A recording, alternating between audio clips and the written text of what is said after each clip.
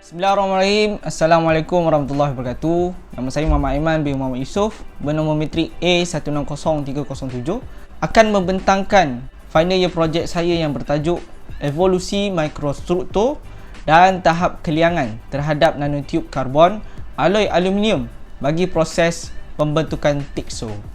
Sebelum saya pergi lebih jauh, suka kiranya saya mengucapkan ribuan terima kasih kepada barisan para pensyarah. Mungkin ada pensyarah yang akan tengok video ni selama 4 tahun mengajar kami, sehinggalah kami berjaya sehingga ke hari ini. Terutamanya khusus juga saya ucapkan terima kasih kepada penyilir saya, Prof. Dr. Zaidi Omar, yang telah banyaklah bagi nasihat, pembetulan yang banyak, dan juga penyilir bersama iaitu Dr. Hanizam. Dr. Hanizam pensyarah di UTM juga banyak telah mengajar saya berkaitan dengan proses-proses pembentukan TICSO.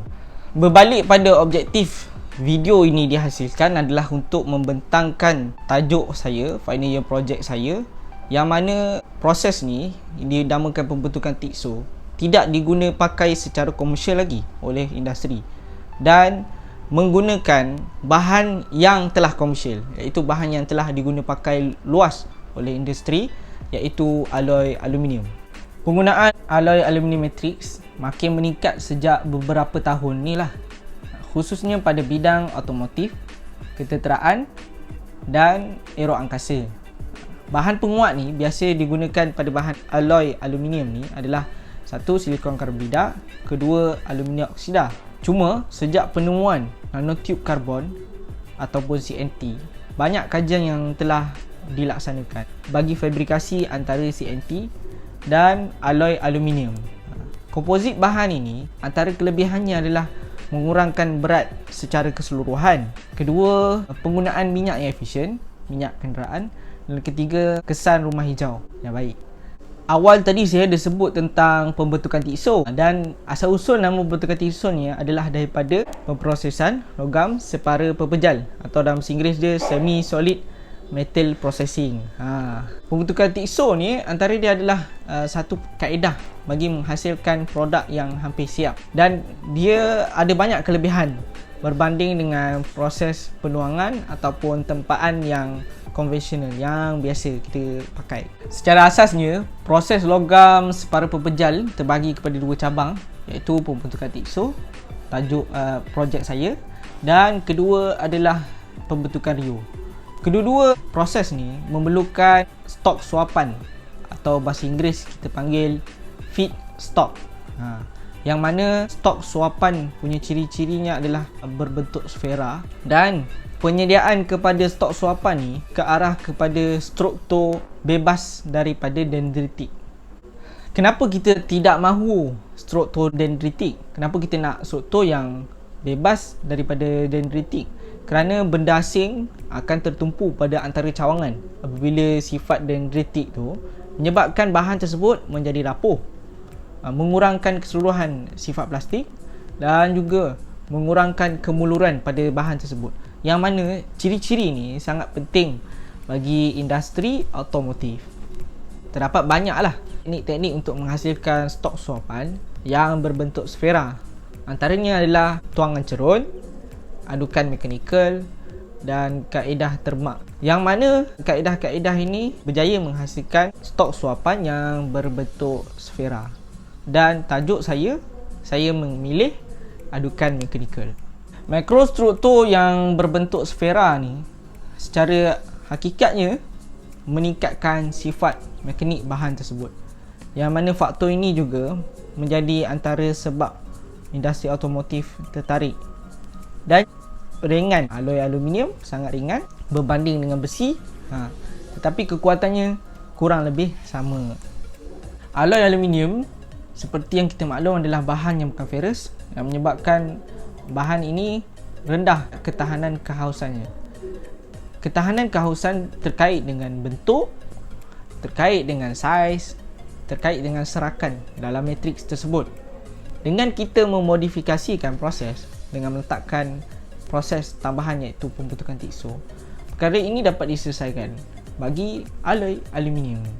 Masalah keliangan ni banyak muncul ketika kita lakukan proses penuangan Dan industri otomotif sangat menitik beratkanlah tentang keliangan pada bahan, kerana apabila banyak keliangan mengurangkan jangka hayat kekuatan bahan tersebut. Walaupun kajian terhadap CNT alloy aluminium banyak dijalankan oleh pengkaji, tetapi banyak daripada pengkaji-pengkaji tersebut tumpu kepada serbuk, bukan pada kaedah cecair, yang mana kaedah ni sangat sukar dilaksanakan kerana ketumpatan kedua-dua CNT alloy aluminium ni sangat besarlah perbezaan jurang ni.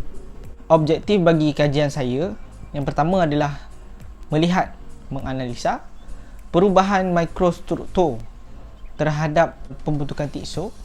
Kedua adalah melihat tahap keliangan sebelum dan selepas pembentukan tikso. Bagi prosedur kajian, yang pertama, saya perlu sediakan 10 gram CNT dan 10 gram bagi magnesium sebagai ejen pembasahan, dan mereka perlu dicampurkan dan dibalut dalam aluminium foil.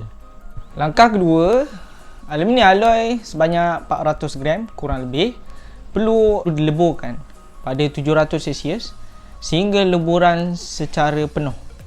Kemudian alloy yang telah lebur secara penuh tu diturunkan suhunya pada suhu yang tetap pada 650 Celsius, bertujuan untuk tidak ingin merosakkan atau degradasi terhadap CNT yang bakal kita masukkan.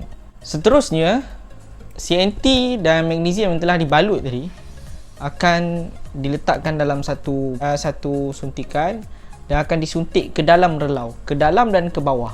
Bukan dia di atas permukaan dan sebagainya, tapi waktu yang leburan tu dia suntik betul-betul ke dalam relau.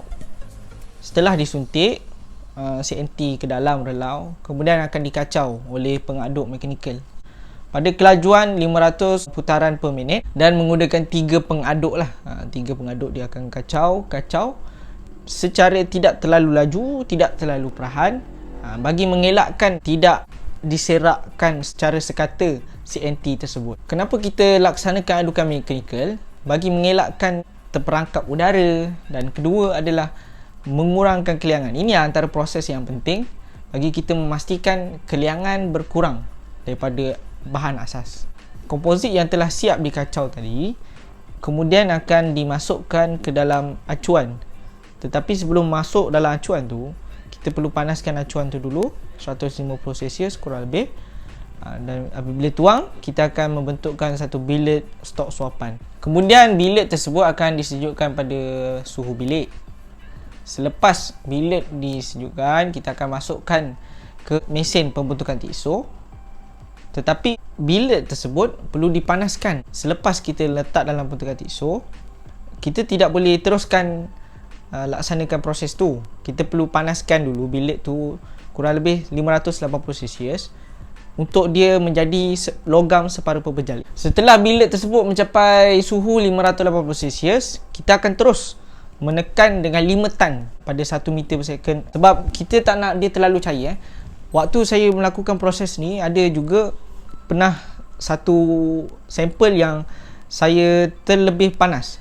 Maksudnya 580 Celsius tu adalah precise. Kurang lebih tu boleh. Tetapi bila terlalu lebih, dia akan cair dan akan menyengit. Bila bilik menyengit, hidrolik yang akan menolak bilik tu, yang akan membentukkan pembentukan tikso tu, akan dia tidak diserahkan tu tidak sekata. Setelah selesai pembentukan tikso, bilik itu akan dibawa keluar dan akan disejukkan dalam suhu bilik. Kemudian bilik itu perlu dipotong dan diukur mengikut spesifikasi yang telah diberikan untuk kita masukkan sampel kita dalam FSM. Maksudnya ada spesifikasi yang ada ukuran yang perlu kita ambil kira sebelum kita masukkan dalam FSM. Kemudian setelah sampel telah siap dipotong, kita akan canaikan sampel tu bermula dari 240, 600, 800, 1200. Dia ada peringkat-peringkat yang perlu kita ikuti. Kemudian kita setelah siap canai pun kita ambil masa yang lama. Kita akan gilap dan kita akan punarkan dia menggunakan paste intan kristal daripada 3 mikron kepada 1 mikron. Ini pun mengambil masa yang lama. Prosesnya sama seperti canai. Setelah siap, kita gilap gunakan je, kita kena ada letak larutan Keller. Tidak boleh lebih 10 saat. Kita mungkin dalam lebih kurang 6 ke 7 saat baru kita tarik, supaya dia tidak menghilangkan lah. Kalau tidak, kita perlu melaksanakan gilap dan punah semula. Setelah kita siap punah dan kita letakkan larutan Keller, kita akan melihat sampel kita dalam optical mikroskop untuk mikrostruktur dan fashion. Kedua-duanya boleh untuk kita lihat juga tahap keserataan, taburan keserataan CNT. Namun pada proses terakhir ni saya tidak dapat melaksanakannya akibat daripada COVID, dan penyelia telah mengambil langkah yang lain, iaitu saya perlu menganalisa data-data yang telah disediakan tetapi belum dikaji lagi. Bagi tahap keliangan pula, saya menggunakan formulir asas bagi keliangan yang berkaitan dengan ketumpatan. Itulah dia proses-proses yang telah saya lakukan bagi kajian ini. Hasil kajian yang telah dianalisa setelah dilakukan proses optical mikroskop dan FSM, evolusi mikrostruktur tu memang berlaku. Pertama pada fasa awalnya, iaitu selepas penuangan berlaku pada suhu 650 Celsius. Waktu itu sampel adalah dalam keadaan struktur dendritik. Kemudian setelah kita melakukan proses adukan mekanikal dan melihat struktur tu berubah kepada bebas dendritik, yang mana kesan-kesan ini berlaku kerana adukan secara sekata dan serakan sekata antara CNT dan alloy aluminium. Pembentukan bukan dendritik adalah disebabkan oleh berlakunya peniklusan pada fasa-fasa awal. Ianya juga berlaku dipercayai disebabkan oleh daya ricihan yang dikenakan ke atas butir-butir pada fasa awal yang mula mengeras atau memejal dalam keadaan separa pepejal.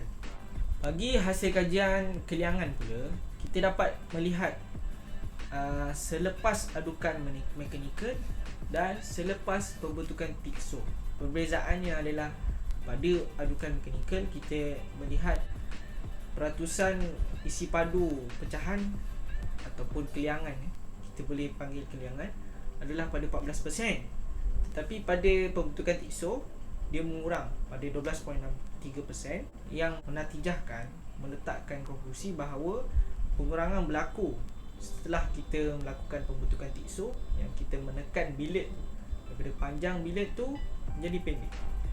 Pada analisa FSM pula, kita melihat adakah CNT itu ditaburkan secara seragam pada segenap matriks, dan ia menunjukkan begitu. Antara sebab-sebab dia adalah kita menyuntik CNT itu ke dalam relau, ke bawah relau sewaktu proses adukan mekanikal.